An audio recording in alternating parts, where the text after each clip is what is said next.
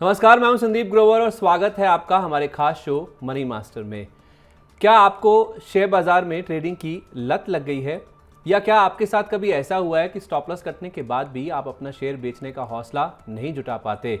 आपको लगता है कि शायद आपका भाव वापस आ जाएगा।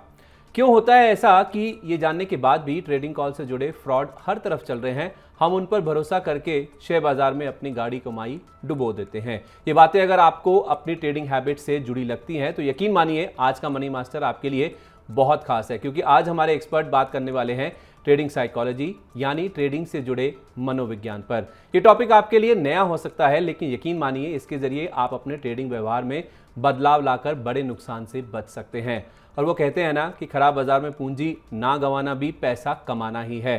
तो चलिए सबसे पहले मिलवाते हैं आपको आज के हमारे खास मेहमान विवेक कुमार नेगी से। सर, स्वागत है आपका। विवेक जी फिनएथिक वेल्थ सर्विसेज के डायरेक्टर और सीईओ हैं और शेयर बाजार म्यूचुअल फंड से जुड़ी कई किताबें लिख चुके हैं। शेयर बाजार में विवेक जी करीब 17 साल के आसपास का अनुभव रखते हैं।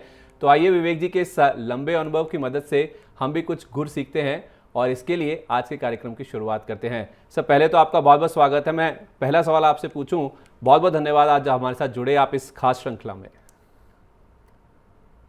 Thank you for having me. आज का प्रोग्राम हम एक स्टेटमेंट के साथ शुरू करना चाहेंगे। Trading is all about being logical, not emotional. So if you are emotional, you are going to lose. So be logical and earn money through trading. चलिए, तो अब शुरुआत में ही हमें एक बढ़िया गुर बता दिया है विवेक जी ने।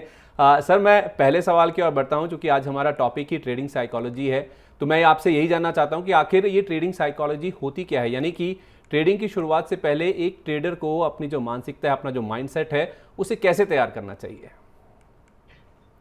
देखिए, ट्रेडिंग को आप हमेशा ना एक बिजनेस की तरह लेते चलिए। अगर आप इसको बिजनेस मानेंगे तो आप लॉजिकल रहेंगे, आप इमोशनल नहीं होंगे। हम्म। मोस्टली लोग जब स्क्रीन के सामने बैठते हैं वो हम्म। ये भूल जाते हैं कि स्टॉक मार्केट उनके बिहेवियर को नहीं अंडरस्टैंड कर सकता।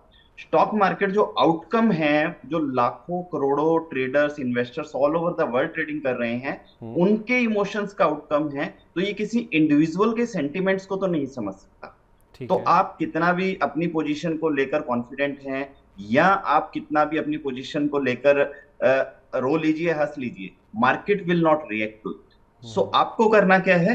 रिएक्ट आपको करना है, मार्केट को नहीं करना है। आपको अपने सेंटिमेंट्स कंट्रोल करके चलने हैं।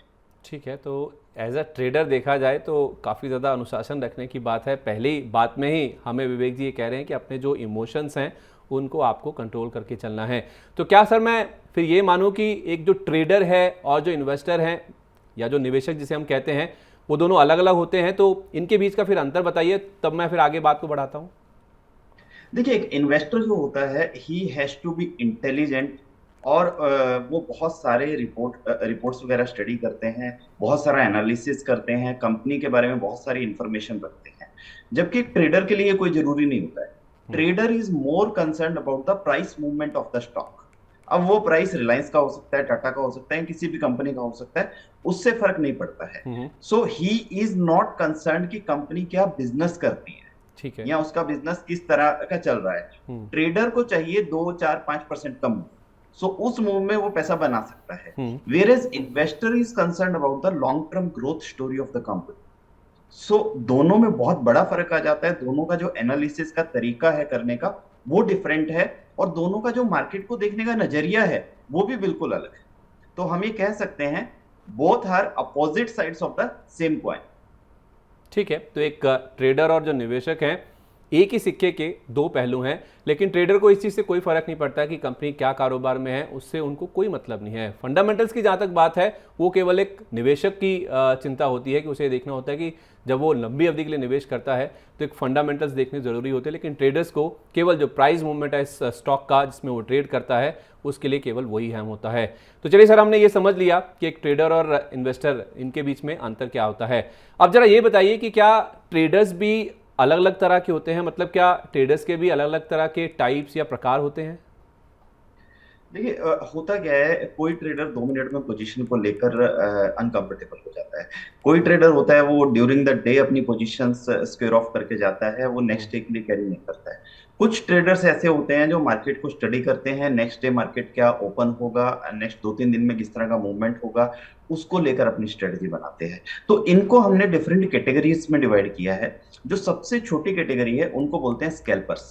अच्छा। अब स्कैल्पर्स का काम क्या होता है, they look at the screen on a continuous basis, और जैसे ही उनको अपॉर्चुनिटी मिलते हैं they enter the stock and exit within 2 to 5 minutes. They अच्छा। Don't hold their positions for longer period of time. जितनी जल्दी वो एंट्री करते हैं उतनी ही जल्दी वो एग्जिट भी कर लेते हैं। सेकंड कैटेगरी होती है डे ट्रेडर्स की।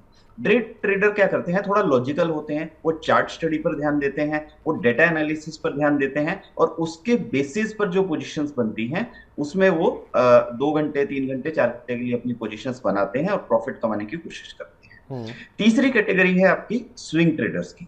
नाउ स्विंग ट्रेडर्स क्या होते हैं, they try to understand the market behaviour for next few hours and few days. मतलब आज क्या होगा, कल क्या होगा, अगले 2-4 दिन में क्या होने वाला है, हम्म। उसके बेसिस पर वो पोजीशन बनाते हैं। बीटी एसटी एसटी बीटी इस तरह के बहुत सारे ट्रेड्स हैं जिनको स्विंग कैटेगरी में हम इंक्लूड कर सकते हैं। हम्म। लास्ट कैटेगरी बहुत ही इंटरेस्टिंग है, which is called positional traders, या इनको आप न्यूज बेस्ड ट्रेडर्स भी कह सकते हैं। तो ये न्यूज एंड व्यूज एनालिसिस पर चलते हैं, ये मोमेंटम पकड़ते हैं। किसी इंडस्ट्री में, किसी कंपनी में किस तरह की कोई न्यूज आने वाली है तो उसके बेसिस पर ये लोग ट्रेड करते हैं। तो ये पोजीशन आपकी 2 दिन 4 दिन 5 दिन के हिसाब से भी हो सकती है। तो अगर हम टाइम के आधार पर देखें तो स्कैल्पर्स और डे ट्रेडर्स की संख्या हिंदुस्तान में काफी बढ़ रही है रिसेंट टाइम्स के अंदर। हम्म। और स्विंग ट्रेडर्स और पोजिशनल ट्रेडर्स एक ऐसी कैटेगरी है जो इसको पार्ट टाइम बिजनेस मानकर चलते हैं। ठीक है। तो ये आपने दो प्रकार से बताया ना सर, एक तो टाइम वाइज और एक स्टाइल वाइज भी आपने बताया। स्टाइल वाइज भी जी एक्सप्लेन कर दीजिए। जी स्टाइल वाइज देखिए, 2 तरह के ट्रेडर होते हैं। एक तो वो कोशिश करते हैं कि मार्केट के ट्रेंड के साथ, and I think that is the best method to be with the market. Market का ट्रेंड जिस तरीके से चलता है उसी तरीके से वो काम करते हैं। अगर मार्केट का ट्रेंड स्ट्रांग है तो वो कोशिश करते हैं कि बाय अपॉर्चुनिटीज ढूंढे, और मार्केट का ट्रेंड वीक है तो वो कोशिश करते हैं कि सेल अपॉर्चुनिटीज ढूंढे। वेरे स्विंग ट्रेडर्स की जो क्वालिटी होती है, वो मार्केट ट्रेंड को फोकस ना करके वो अपॉर्चुनिटीज फाइंड आउट करते हैं स्टॉक्स के अंदर, कि कोई स्टॉक ऑलरेडी 10% बढ़ चुका है तो यहां से 2% ही नीचे आ सकता है, तो वो 2% का स्विंग लेने की कोशिश करते हैं। सो वो क्या करते हैं कि दोनों तरफ के पोजीशंस लेते हैं। ट्रेंड ट्रेडर्स की क्वालिटी होती है दे B with the trend of the market. Swing traders की क्वालिटी होती है कि वो बहुत जल्दी अपना चेंज कर लेते हैं मार्केट का दाव। वो पॉजिटिव में बैठे हैं तो नेगेटिव में भी कन्वर्ट हो जाएंगे, और नेगेटिव में बैठे हैं वो पॉजिटिव में कन्वर्ट हो जाएंगे। सो स्विंग ट्रेडर्स के जनरली वॉल्यूम ज्यादा होते हैं, and they take help of charts, they take help of lot of technical tools, जिसमें उनको ओवरसोल्ड ओवरबॉट पोजीशंस का पता लगता है, वेव थ्योरी वगैरह के ऊपर भी काम करते हैं। तो ये काफी टेक्निकल ट्रेडर होते हैं जो स्विंग ट्रेडर्स होते हैं। ठीक है। तो एक हो गया टाइम के हिसाब से और दूसरा हो गया स्टाइल के हिसाब से। ये दो प्रकार के ट्रेडर्स हैं जो हमें अमूमन मार्केट्स में मिलते हैं, जहाँ तक इंडियन मार्केट्स की बात है। और सर हमने इनके जो माइंडसेट है उसके बारे में समझ लिया। अब मेरे दिमाग में जो सवाल आ रहा है, चूंकि हम ट्रेडर्स की पूरी मानसिकता को समझ रहे हैं, ट्रेडिंग से जुड़ा जो पूरा मनोविज्ञान है उसे डीकोड कर रहे हैं, तो मेरा सवाल मन में आ रहा है डेली रूटीन को लेके। लेकिन उससे उस तरफ मैं बढ़ूँ उससे पहले मैं ज़रा ये जानना चाहता हूँ कि क्या कोई कॉमन मिस्टेक्स भी हैं, कोई आमतौर पे गलतियां भी जो ट्रेडर्स करते हैं, पहले ज़रा वो हाईलाइट कीजिए हमारे लिए। देखिए सर, मैंने ना एक बुक लिखी है which is on trading psychology, trading fundamentals. उसमें हमने एक चैप्टर दिया है कॉमन मिस्टेक्स के नाम से, और 7 मिस्टेक्स आउटलाइन की हैं। जो मिस्टेक्स अगर आप अवॉइड कर सकते हैं तो ट्रेडिंग में लॉस होने के चांसेस आपके बिल्कुल मिनिमाइज हो जाते हैं। ठीक है। तो सबसे पहली जो गलती इंसान करता है वो करता है ट्रेंड के विपरीत ट्रेडिंग करना। मार्केट स्ट्रांग है, डेटा सारा स्ट्रांग है, ग्लोबल मार्केट अच्छा चल रहे हैं, लेकिन आपको ये लगता है कि मार्केट बहुत बढ़ चुका है, यहां से नीचे आना चाहिए। ऐसे ही जब सिचुएशन खराब होती है तो आपको लगता है कि मार्केट यहां से बढ़ जाना चाहिए। तो बेसिकली आप क्या करते हैं, ट्रेंड के अपोजिट जाने की कोशिश करते हैं, और उसमें आप काफी हैवी लॉसेस सफर कर लेते हैं। I have seen this in lot of books, जिसमें मेंशन किया गया है कि लोगों ने जो बुल ट्रेंड होता है मार्केट का, जो अपवर्ड जर्नी होती है, उसमें ज्यादा नुकसान किया है बजाय कि जब मार्केट मंदा होता है। अच्छा। उसका मेजर रीजन क्या होता है कि वो लोग वेट करते रहते हैं कि मार्केट में करेक्शन आएगा, मार्केट नीचे आएगा, और उसकी वजह से वो लोग नुकसान करते हैं। वैसे भी आप अगर साइकोलॉजी की बात करें तो एक जनरल साइकोलॉजी होती है कि अगर कहीं भी मार्केट न्यू हाइस पर चल रहा है तो हाँ। ट्रेडर्स या इन्वेस्टर्स कंफर्टेबल नहीं होते हैं उसमें इन्वेस्ट करने के। हम्म। और लॉजिकली आप देखते हैं तो आपको वहीं पर इन्वेस्ट करना चाहिए जो चीज न्यू हाइस पर ट्रेड हो रही है। तो हम्म। ट्रेंड के विपरीत काम करना एक बहुत बड़ी मिस्टेक हो सकती है स्टॉक मार्केट के अंदर। दूसरा है हार्ड मनी में ट्रेड करना। अब हार्ड मनी क्या होता है कि कोई स्टॉक आपका हिलता ही नहीं, मूव ही नहीं होता है। आप क्या करेंगे, पोजीशन लेंगे और आप वेट करते रहेंगे कि ये स्टॉक ऊपर जाए या नीचे जाए। बैठे रहेंगे। अब इस कैटेगरी के स्टॉक्स को बोलते हैं elephants. Now they are like elephants, they don't move in any direction, they may be good for investments, but trading के लिए ये अच्छे नहीं माने जाते हैं। Reason being you will end up paying high costs and high brokerage during this kind of stocks. Hmm. तीसरी जो मिस्टेक है वो है मिसिंग आउट। ये एक बहुत बड़ी मिस्टेक है और इसकी वजह से बहुत सारे ट्रेडर्स इन्वेस्टर की कैटेगरी में कन्वर्ट हो जाते हैं। वो पोजीशन लेते हैं 1 घंटे 2 घंटे के लिहाज से, लेकिन अब स्टॉक उनके हिसाब से नहीं चला तो वो उसमें स्टॉप लॉस बुक करने की बजाय उस पोजीशन को होल्ड करेंगे, चाहे उसके लिए उनको 1 साल 2 साल 3 साल 4 साल कितना भी रुकना पड़े। And these kind of positions sometimes can eat out substantial part of your investments. तो ये गलती हमें नहीं करनी चाहिए। अगर हमने कोई ट्रेड 1 घंटे या 2 घंटे के लिए लिया है तो eight the end of the 2 hours हमें उसको एग्जिट कर देना चाहिए, what ever is the loss. या आप एक बार री इवेल्युएट भी कर सकते हैं और अगर आपको लगता है कि स्टॉक दोबारा ऊपर की तरफ जा सकता है तो ठीक आप है। उसको होल्ड कर सकते हैं, but with in limited time. Hmm. Not like कि आप उसको इन्वेस्टमेंट में कन्वर्ट कर दें। इस तरह के हमने बहुत सारे एग्जांपल्स देखे हैं जहां ट्रेडर्स इन्वेस्टमेंट में कन्वर्ट हुए हैं और जब आप उनके पोर्टफोलियो को देखते हो तो उसमें सारे आपको सी या डी कैटेगरी के स्टॉक्स मिलेंगे। और उसका मेजर रीजन यही होता है कि वो स्टॉक ट्रेडिंग के लिए लिए गए हैं और बाद में वो इन्वेस्टमेंट में कन्वर्ट। हम्म। चौथा जो मैं मिस्टेक आउटलाइन करना चाहूंगा वो है बिना कारण कोई ट्रेड करना, ट्रेड विदाउट रीजन। आप मार्केट में बैठे हैं, मार्केट में कोई किसी तरह का मूव हो नहीं रहा है, स्टॉक्स ऊपर जा रहे हैं नीचे आ रहे हैं, but actually there is no trend in the market. ऐसे में क्या होता है कि थोड़ा टेम्पटेशन होता है ट्रेडर्स को, एक अंदर से आवाज आती है, अरे भाई कोई तो ट्रेड ले लो, आप खाली क्यों बैठे हैं। क्रेविंग होती है। ये क्रेविंग है। तो वो क्रेविंग की वजह से वो पोजीशन लेते हैं, उसके पीछे कोई भी लॉजिक नहीं होता है, कोई भी कारण नहीं होता है। And what happens, you stuck up your funds in those kind of positions, और जब मार्केट में एक्चुअल मूव आता है उस टाइम आपको पोजीशन बनाने के लिए पैसा आपके हाथ में नहीं होता, लिक्विडिटी नहीं बचती तो आपके पास। यस, जब आप विदाउट लॉजिक पोजीशंस लेते हैं वो आपको काफी नुकसान देकर जाते हैं जी। फिर उसके बाद जो अगली गलती है, आप क्या करेंगे, ट्रेडिंग करने बैठेंगे, आपने 1 शेयर लिया, 2 लिया, 3 लिया, 4 लिया, और आप धीरे धीरे देखेंगे कि आपकी 8 और 10 पोजीशनें खड़ी। एट ए टाइम 10 कंपनीज को मॉनिटर करना और उनके प्राइसेस को ट्रैक रखना, फिर उनमें टाइमली प्रॉफिट बुकिंग करना या स्टॉप लॉस लेना, इट्स वेरी डिफिकल्ट। कितना भी एक्सपर्ट ट्रेडर हो वो 3 या 4 से ज्यादा positions at a time handle नहीं कर सकता।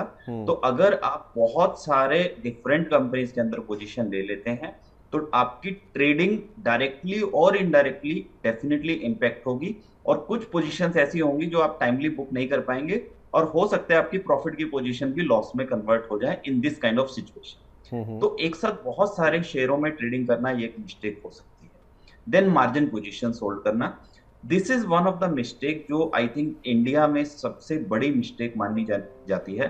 क्योंकि होता क्या है, जब मार्जिन अवेलेबल होता है ना, वो इजी मनी हमें लगता है, हमें लगता है कि हम बड़े पोजीशंस लें और बहुत अच्छा पैसा बने। लेकिन आपको ये भी समझना होगा, अगर वहां पैसा बड़ा बनता है तो नुकसान भी बड़े होते हैं और बहुत जल्दी आपकी कैपिटल वाइप आउट हो जाती है और आप मार्केट से आउट हो जाते हैं। तो मार्जिन को बहुत ही केयरफुली आपको यूज करना होता है। यू नीड टू अंडरस्टैंड, अगर आपके पास 5 लाख रुपीज हैं और ब्रोकर ने आपको 20 लाख का मार्जिन दिया है, तो आपको ये अंडरस्टैंड करना होगा कि ईच पोजीशन में आपको कितना मार्जिन यूज करना है। Risk management has to be there, without risk management trading possible नहीं है। सो मार्जिन पोजीशंस का यूज बहुत ही केयरफुली आपको करना चाहिए। लास्ट है बट लीस्ट नहीं है, ये बहुत ही इंपॉर्टेंट पॉइंट है, revenge trade.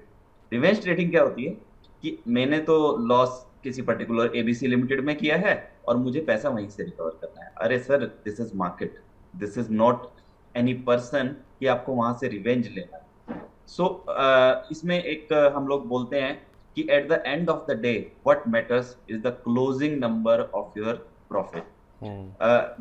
It doesn't matter कि आपका वो प्रॉफिट एबीसी लिमिटेड से आया है, XYZ लिमिटेड से आया है, या कहीं और से आया है।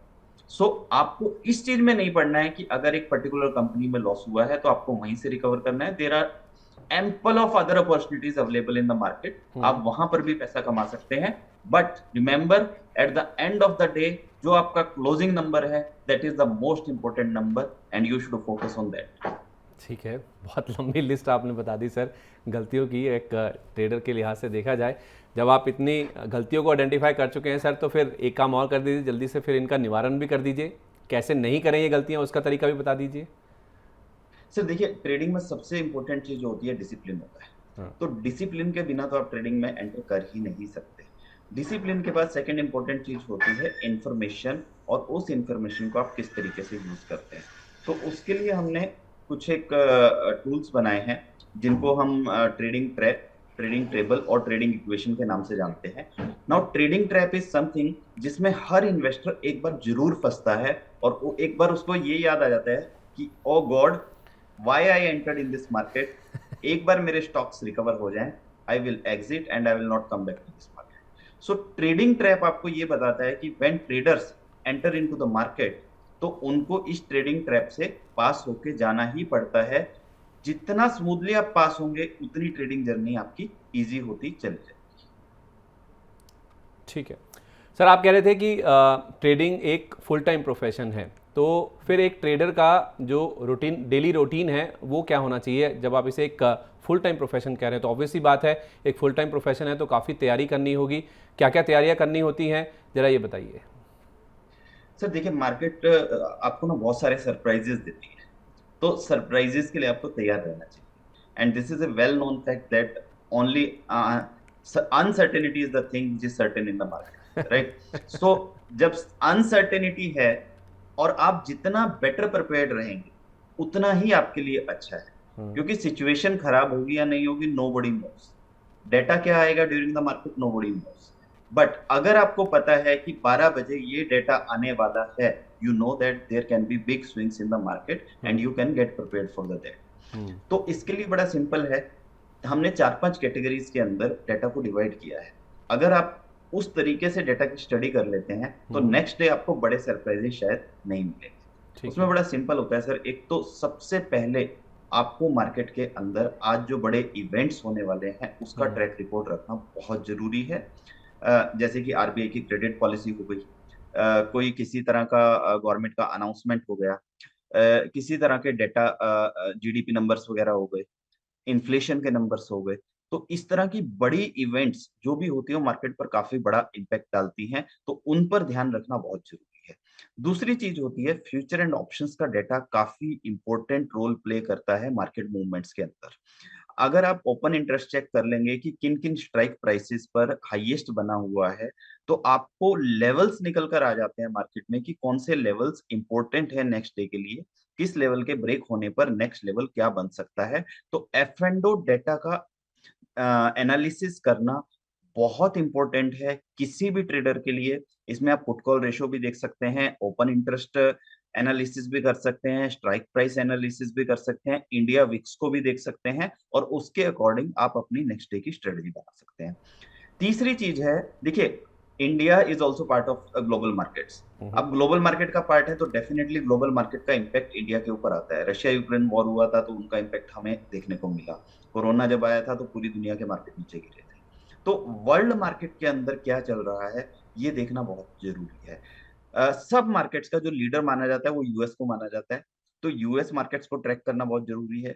उसके बाद आप यूरोपियन मार्केट्स को ट्रैक कर सकते हैं, और फिर इंडिया एशिया का पार्ट है, तो एशियन मार्केट्स को भी आपको ट्रैक करना बहुत जरूरी है। कोई जरूरी नहीं है हमारा मार्केट वैसे ही बिहेव करेगा, बट डेफिनेटली अगर सारे ग्लोबल मार्केट ऊपर हैं या नीचे हैं, तो वो आपको ट्रेंड समझने में हेल्प डेफिनेटली कर सकता है। चौथी चीज है, टेक्निकल लेवल्स क्या निकल कर आते हैं मार्केट में।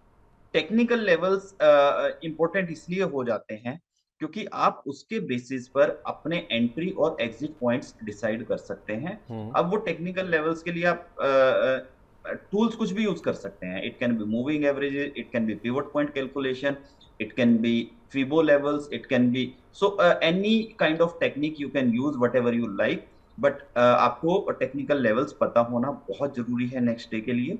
और लास्ट में मैं कहना चाहूंगा कि शेयरों का चुनाव, अगर कोई शेयर आज मोमेंटम में रहा है, there are high probabilities that next day also that stock will be in the movement, so there will be opportunities to buy and sell those kind of companies. तो शेयरों का चुनाव आपको आज ही करके जाना है कल के लिए। तो मार्केट के अंदर जब आप एंटर करते हैं तो आपकी तैयारी पहले से होनी चाहिए, मार्केट खुलने के पहले से। ये नहीं है कि मार्केट खुल गया और अब हम देखते हैं कि ग्लोबल मार्केट क्या कर रहे हैं या F&O का डाटा क्या कर रहा है, तो उसमें आप अपॉर्चुनिटीज को एनकैश नहीं कर पाएंगे। ये सारी तैयारी before 9:15 AM, before market opening आपकी होनी चाहिए। ठीक है, तो फिर कुछ ये तो मॉर्निंग में यानी कि बाजार खुलने से पहले की बात होगी, क्या मार्केट के दौरान और मार्केट बंद होने के बाद भी कुछ करना होता है? मुझे तो लग रहा है ट्रेडर का काम बहुत मुश्किल होता है जिस तरह से आप बता रहे हैं। सर देखिए, मुश्किल नहीं होता है, लेकिन आपको उस डिसिप्लिन में और उस रूटीन में आना पड़ेगा, तभी आपको पैसा, एज ए ट्रेडर पैसा बनाना इजी नहीं है। एज आई सेड कि ये भी एक फुल टाइम प्रोफेशन है, इसको भी आप मानकर चल सकते हैं। जितना मेहनत आपको अपने बिजनेस प्रोफेशन में या जॉब में करना पड़ता है, उतना ही आपको ट्रेडिंग में करना पड़ता है। बिल्कुल, मार्केट आपको इजी मनी नहीं देता है। एग्जैक्टली। ठीक है, तो फर्स्ट हाफ हमने कवर कर लिया। अब बात करते हैं मिड डे की।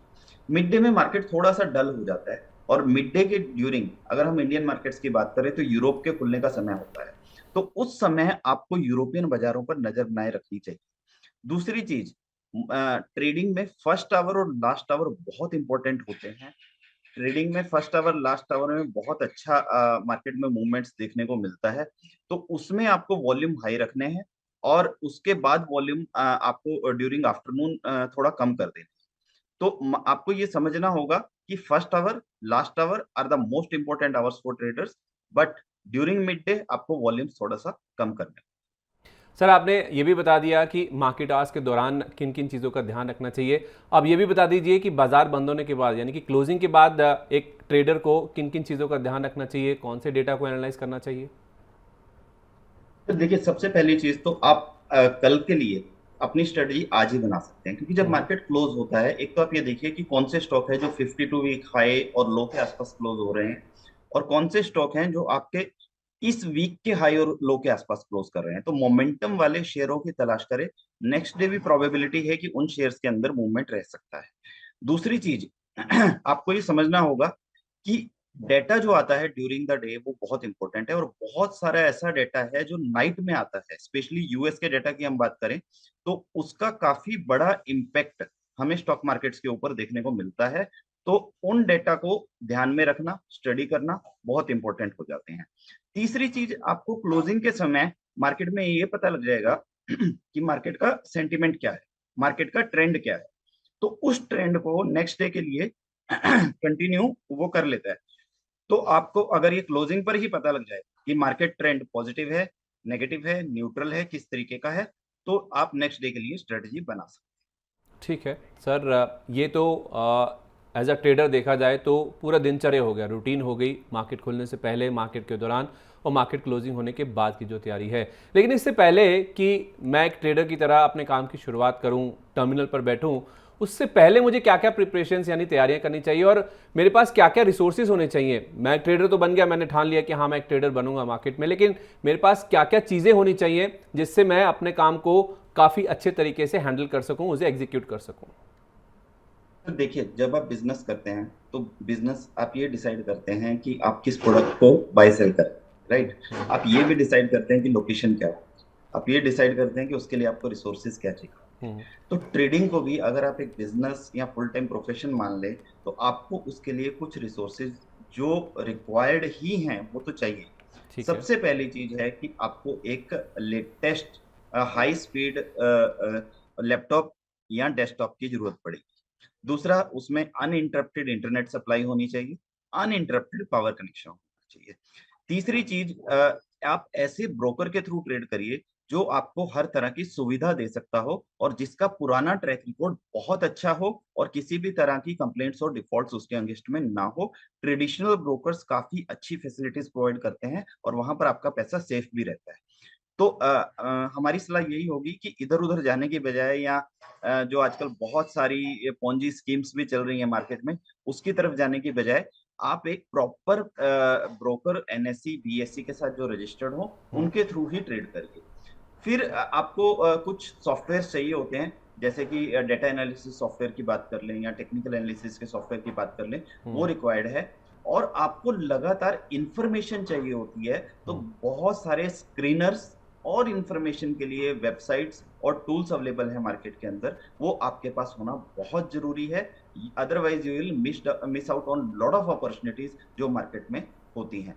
तो आपको वेल इक्विप्ड रहना है, बिना हथियारों के मैदान में नहीं उतरना है। आप एक चीज समझ लीजिए कि यहाँ पर आप एक वॉर लड़ने जा रहे हैं। अगर वॉर बिना हथियारों के लड़ने जाएंगे तो आप फर्स्ट डे ही फ्लैट हो जाएंगे, और हथियार लेकर जाएंगे तो आपके जीतने के चांसेस बढ़ जाते हैं। ठीक है, तो पूरे हथियारों से लैस होके आपको ट्रेडिंग की जंग की शुरुआत करनी है। अगर आपको मोटी कमाई करनी है तो उसके लिए आपके जो हथियार हैं वो भी आपको बताए गए हैं। आपके पास लैपटॉप होना चाहिए, अच्छा एक इंटरनेट का सोर्स होना चाहिए, अनइंटरप्टेड इंटरनेट का सोर्स होना चाहिए, अनइंटरप्टेड पावर सप्लाई होनी चाहिए, इन्फॉर्मेशन का सोर्स होना चाहिए। अलग अलग तरह की जो इन्फॉर्मेशन बाजार में आ रही है उसके बेसिस पे आपके ट्रेडिंग के मौके खुलते हैं, तो वो भी आपके पास होनी चाहिए। तो काफ़ी सारी ऐसी चीज़ें हैं। लेकिन सर एक चीज़ जो मैंने आपके जवाब से सुनी वो ये है कि आप कह रहे थे कि जो एक रजिस्टर्ड ब्रोकर होता है, जो ट्रेडिशनल ब्रोकर होता है, उसी के थ्रू ही आपको काम करना चाहिए, उसी के ज़रिए ही आपको ट्रेडिंग करनी चाहिए। आपने पूरी तैयारी भी करवा दी, सारे हथियार भी पकड़वा दी। ये तो एक नई चीज़ आप बोल रहे हैं कि एक रजिस्टर्ड ब्रोकर के थ्रू ही आपको काम करना चाहिए।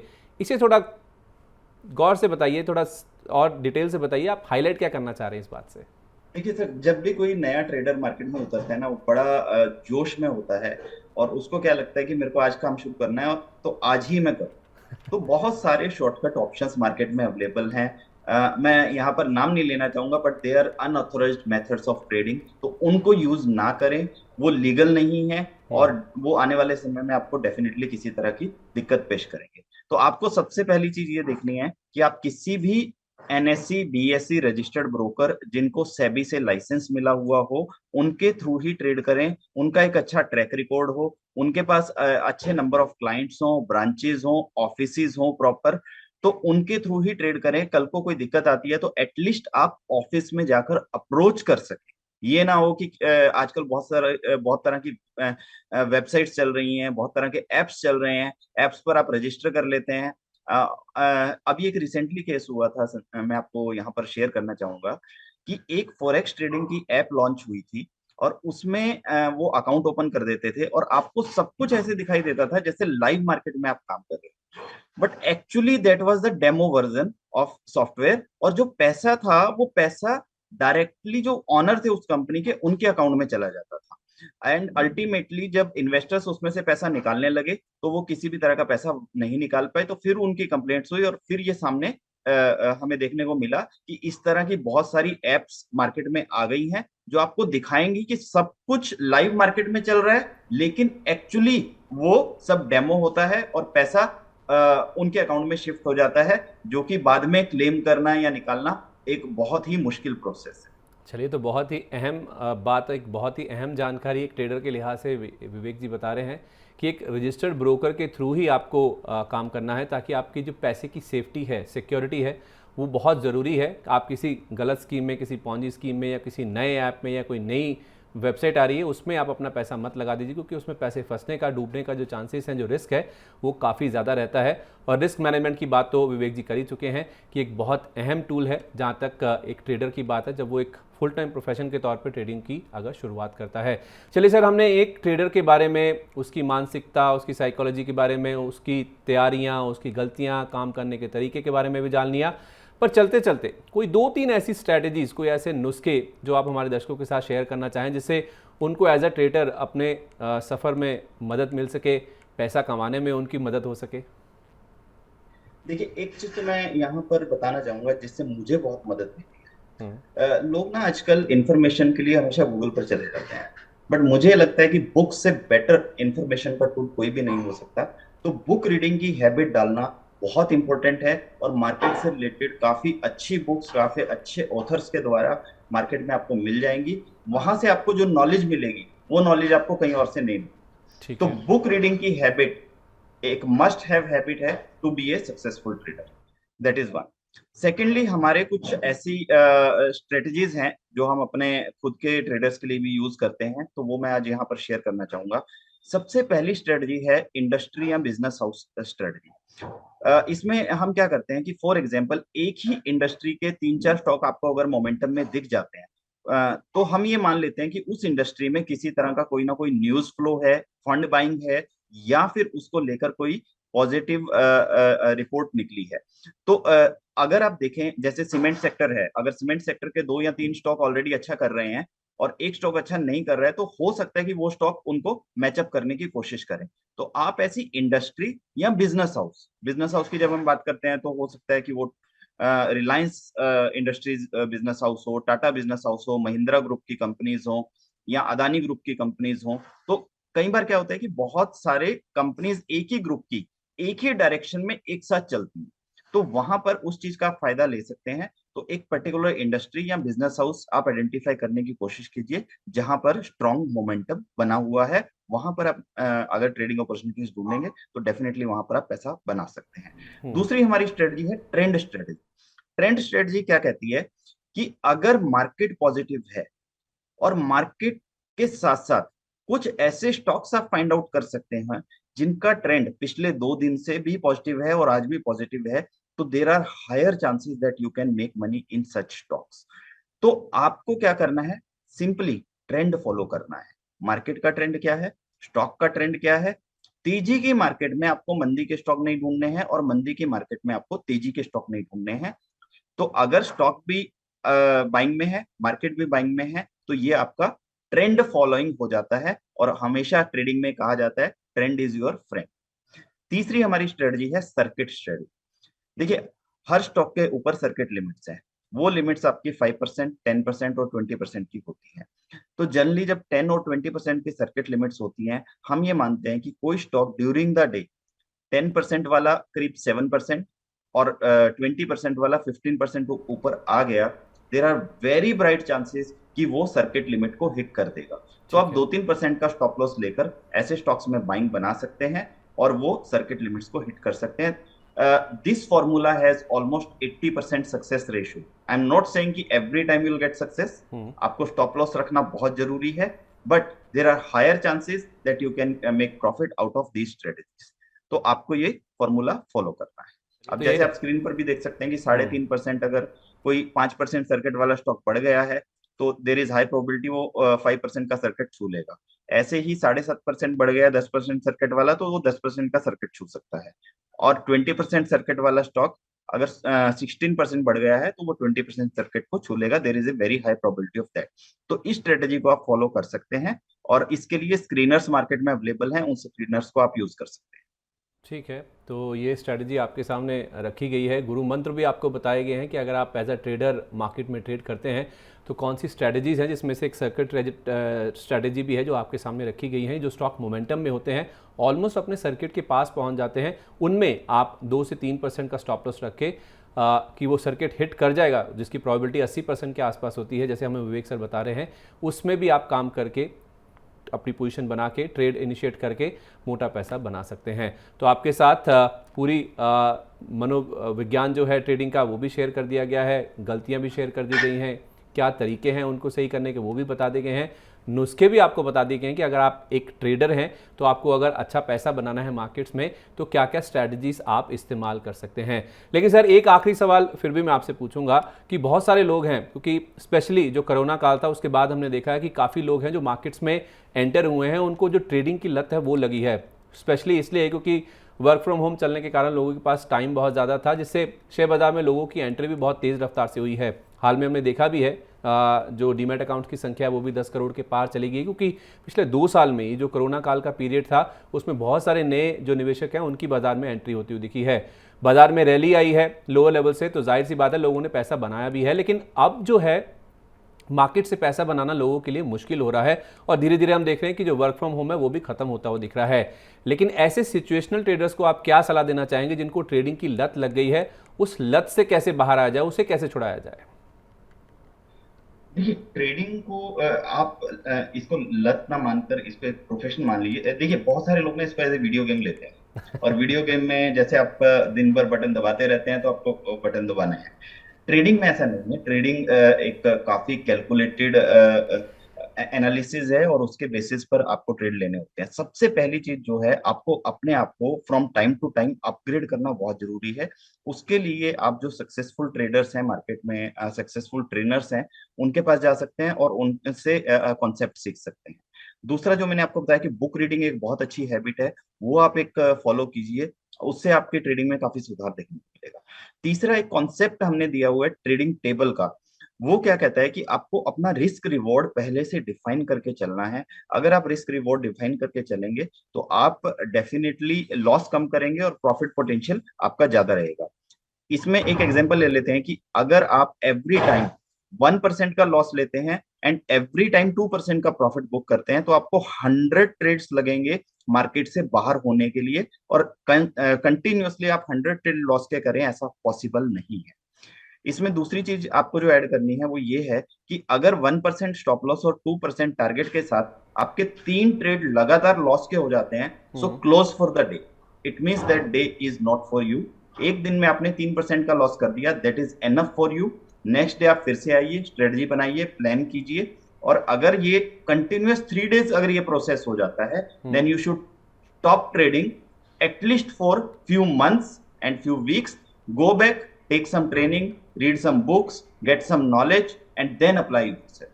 देखिए अगर आप ये फॉर्मूला फॉलो करते हैं, आपने 3 दिन का लॉस किया, तो आपका सिर्फ 9% का loss.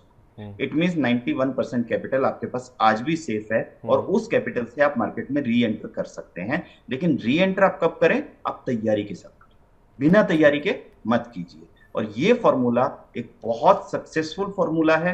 When I was trading in the US markets, तो ये हमारे ट्रेनर ने हमें सिखाया था, और ये बहुत इफेक्टिव फॉर्मूला है कि लगातार 3 ट्रेड लॉस हो जाए, क्लोज फॉर द डे, और लगातार 3 दिन लॉस हो जाए, close at least for a week.